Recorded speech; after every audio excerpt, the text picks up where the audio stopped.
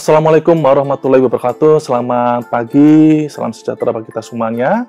Ini izinkan ya, saya Dr. Suwarsid SH MHMKN ya, selaku dosen dari Fakultas Hukum Universitas Pembangunan Nasional Veteran Jakarta ya. Di dalam pertemuan yang pertama ini ya, saya akan membahas terkait atau sebagai dosen yaitu pembawa terkait mata kuliah ya, ini mata kuliah baru di Fakultas Hukum kita, yaitu mata kuliah Legal Due Diligence ya. Apa itu Legal Due Diligence? Ya, ini ada bahasa bahwa Legal Due Diligence itu ada sebagai legal audit juga ya. Ini terhadap pemeriksaan hukum ya, pemeriksaan atau uji tuntas terhadap hukum ya. Di dalam proses pemeriksaan hukum ya, ini terhadap suatu entitas atau perjanjian atau sanksi guna mengidentifikasi ada potensi hukum atau memastikan kepatuhan hukum terhadap suatu regulasi ya, tentunya seperti itu. Jadi bahwa di dalam melakukan legal due diligence, nah itu di dalam prakteknya tidak harus suatu investor atau suatu badan hukum atau suatu badan usaha itu mendapatkan atau memiliki sengketa ya. Jadi kadang ya, jadi suatu yang meminta atau selaku badan usaha tersebut dia meminta kepada praktisi ya, untuk melakukan legal due diligence itu dalam hal untuk melakukan uji tuntas, apakah suatu perusahaannya itu memiliki kepatutan atau memiliki potensi-potensi yang di depannya mendapatkan sengketa ya. Dan kemudian bahwa legal due diligence ini ya, meskipun dia tidak memiliki lembaga sendiri seperti legal audit ya, yaitu kalau legal audit itu ada namanya lembaga tersendiri, namanya suatu asahi ya, dengan nanti itu akhirnya mendapatkan gelar CLA. Tapi kalau legal due diligence tidak. Legal due diligence ini saya mendapatkan materi di saat mengambil praktisi selaku konsultan hukum pasar modal. Di dalam konsultan hukum pasar modal nanti diajari bagaimana suatu praktisi ya, suatu lawyer itu melakukan legal due diligence ya, legal due diligence, uji tuntas yang kemudian akan diberikan pendapat hukum ya. Ya, karena legal due diligence ini ya, itu konteksnya ada luas ya, pemeriksaan tuh luas ya, tidak hanya pemeriksaan di bidang perizinannya, tidak hanya pemeriksaan di bidang hubungannya kepada pihak ketiga, kemudian ada juga pemeriksaan terhadap aktenya ya. Apa pemeriksaan terhadap apa sih diperiksa? Di dalam pemeriksaan aktenya itu tidak hanya legalitasnya tentunya ya, tapi juga harus dilakukan pemeriksaan terhadap fisiknya. Jadi kalau Bapak Ibu semuanya atau rekan-rekan saya semuanya, apabila kita melakukan pemeriksaan akta ya, akta itu adalah suatu surat yang dikeluarkan atau disahkan ya, yang oleh pejabat yang berwenang ya. Jadi meskipun ya surat-surat tersebut itu tidak semuanya berbentuk akte, tapi itu patut untuk dilakukan pemeriksaan ya. Kemudian pemeriksaan tersebut apabila itu akte yang dikeluarkan oleh pihak notaris ya, tentunya kita harus cross check ya, tidak hanya legalitasnya, tidak hanya fisiknya, tapi juga harus cross check di akte atau pemberi aktenya, apakah benar akte tersebut terdaftar di notaris tersebut ya. Jadi penting ya untuk melakukan kebenaran terhadap aktenya ya, terhadap aktenya, kemudian diberikan pendapatnya apakah ada kejanggalan terhadap penerbitan akte tersebut ya. Jadi seperti itu. Kemudian ini mohon Bapak Ibu ketahui bahwa ya, bahwa PPJB yaitu pejabat pembuat tanah, ulangi bahwa PPJB yaitu pengikatan perjanjian jual beli ya, apabila itu diterbitkan oleh notaris ya, dan dicatatkan itu bisa dinyatakan sebagai akte ya. Kemudian tapi kalau itu hanya dibuat di bawah tangan itu bukanlah suatu akta ya. Ingat ya, itu bukanlah suatu akta. Di dalam pemeriksaan ya, karena kita tidak hanya melakukan pemeriksaan di bidang akte ya, di suatu badan usaha ya atau badan hukum ya tentunya, tapi juga kita harus pemeriksaan terhadap anggaran dasarnya ya. Kemudian kita harus memberikan pemeriksaan terhadap notulen rapatnya seperti apa ya. Di dalam anggaran dasar itu apa saja ini perlu diperiksa ya. Ada juga pendirian awalnya, kemudian juga ada perubahan aktenya, kemudian kegiatan perusahaannya ya. Kemudian mengenai pengangkatan direksi dan komisarisnya, perlu Bapak Ibu ketahui ya, di dalam kita melakukan pemeriksaan suatu anggaran dasar ya, ini berbeda sendiri. Bahwa anggaran dasar pendirian, ada juga anggaran dasar pengangkatan direksi dan komisaris ya. Pengangkatan direksi dan komisaris itu berlaku selama 5 tahun. Nah, jadi kalau Bapak Ibu semuanya punya badan usaha, ya, kemudian pengangkatan direksi dan komisarisnya berada di dalam akte pendirian, dan kemudian sudah berjangka waktu lama, ya, mungkin lebih dari 10 tahun atau 20 tahun, tidak dilakukan pengangkatan baru, tidak diterbitkan akte baru, ini biasanya dalam praktek tuh hakim tidak akan mempercayainya, dan dia akan meminta bahwa kebenaran terhadap direksinya. Ada nggak surat pengangkatan atau akte terbarunya terhadap pengangkatan direksinya dan komisarisnya? Karena apa? Bahwa di dalam akte pendirian, nah, itu menyangkut pendirian suatu badan hukumnya atau suatu badan usahanya, ya, bukan keberlakuan terhadap direksi dan komisarisnya. Kenapa? Karena keberlakuan direksi dan komisaris itu dibatasi oleh peraturan perundang-undangan, yaitu maksimal atau undang-undang PT, yaitu maksimal adalah 5 tahun menjabat, ya.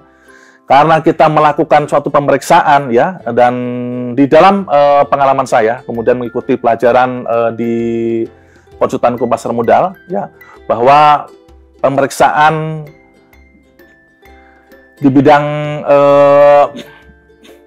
aset, ya, entah itu aset yang bergerak maupun tidak bergerak, ya, konsultan hukum itu apa saja yang diperiksa, yaitu biasa juga status kepemilikan, ya, status kepemilikan, kemudian juga ada jangka waktunya, kemudian perpajakannya, ya, ini perkara hukum, ya. Kemudian kalau kita melakukan pemeriksaan perkara hukum, apa sih yang diperiksa? Yaitu yang pertama adalah riwayat perkaranya. Riwayat perkara itu tidak hanya kita bisa cek di direktori putusan. Apa riwayat perkaranya? Di bidang contohnya PT Lautan Lestari, nomor perkara bla bla bla. Itu apa resumenya? Ya, itu penting untuk disampaikan karena apa? Selaku yang menerima, ya, atau menerima laporan, nah, itu untuk menarik bahwa setiap perkara itu selain dianalisa tapi juga ada kesimpulan atau resume dari perkara tersebut, ya. Kemudian setelah dilakukan pemeriksaan terhadap riwayat perkaranya dan diberikan setiap resume dan kesimpulan terhadap perkara-perkara tersebut, harus melakukan pemeriksaan terhadap bebas perkara. Bagaimana kita melakukan pemeriksaan terhadap bebas perkaranya? Kita bisa melakukan cek di online melalui SIPP setiap pengadilan. Jadi kalau pengadilan di seluruh Indonesia itu, contohnya pengadilan negeri, itu lebih dari sekitar 70, ya, kalian harus melakukan pengecekan. Ya, itu masing-masing melalui media online, nah, kemudian di checklist, disitulah nanti baru disampaikan kepada investor atau yang memberikan pekerjaan melakukan audit tersebut atau melakukan illegal due diligence tersebut, bahwa tidak ada perkara yang berjalan terhadap yang dilakukan legal due diligence, ya, atau perusahaan yang kita periksa. Jadi seperti itu, ya, itu terhadap pemeriksaan perkara. Kemudian bagaimana kalau kita melakukan perusahaan, kita dilakukan merger, ya, atau akuisisi atau pengambilan saham, ya, atau perusahaan tersebut melakukan IPO, ya, itu banyak sekali, ya, yang dilakukan pemeriksaan-pemeriksaan, ya. Contohnya saja tadi seperti itu, seperti aset, ya. Asetnya saja itu tidak hanya dicek, yaitu di bidang legalitasnya juga, tapi juga di bidang asetnya juga, kemudian penerbitannya, ini apakah benar, itu dilakukan pemeriksaan semuanya, kemudian diberikan pendapat setiap aspeknya. Jadi seperti itu, baru nanti disampaikan kepada timnya, bagaimana terhadap pemeriksaan tersebut, ada nggak kejanggalan-kejanggalan atau ada temuan-temuan, ya, atau temuan-temuan, atau ada suatu saat akan menjadi potensi sengketa, ya. Contohnya mungkin, ya, kita melakukan pemeriksaan di bidang ketenagakerjaan, ya.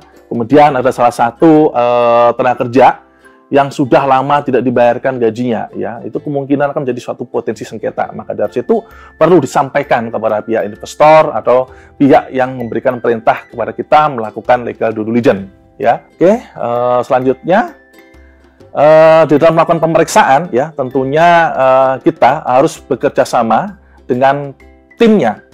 Apakah bisa kita melakukan pemeriksaan secara sendiri? Bisa juga, tapi dipastikan itu tidak bisa maksimal. Selanjutnya, ya, karena kita melakukan due diligence, ya, di dalam due diligence itu ada standarnya, ya.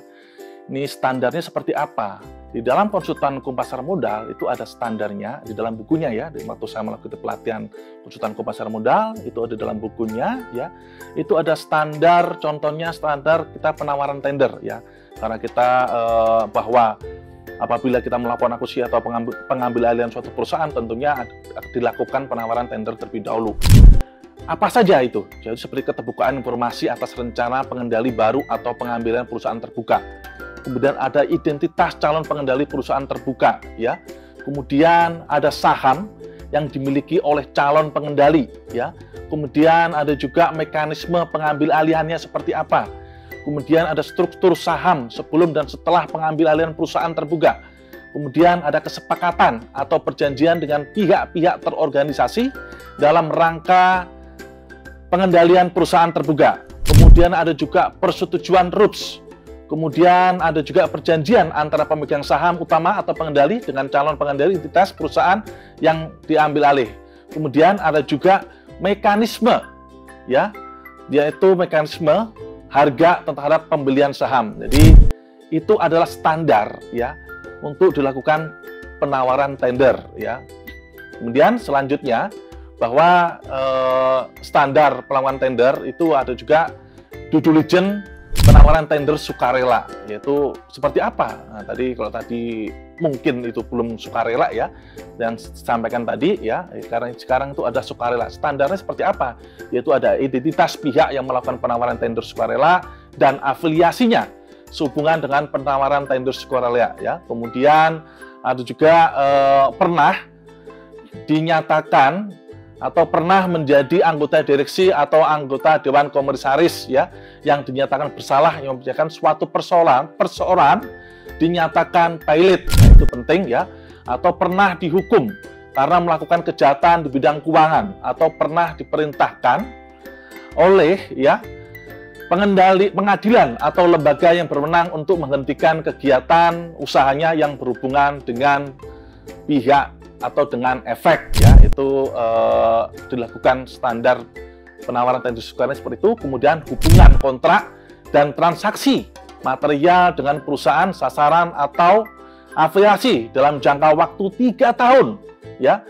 Kemudian yang terakhir dilakukan oleh pihak yang berlaku penawaran tender, yaitu meliputi kontrak, ya, atau pembelian, kemudian hubungan, ya, kemudian ada hubungan kepengurusan, ya, kemudian ada juga identitas perusahaan sasaran, ya, kemudian ada juga mekanisme penawaran tender sukarela, ya, kemudian ada juga mekanisme penetapan harga pembelian saham, kemudian ada juga kecukupan dana penawaran tender sukarela untuk menyelesaikan penawaran tender sukarela yang didukung dengan pendapatan dari akuntan, ya.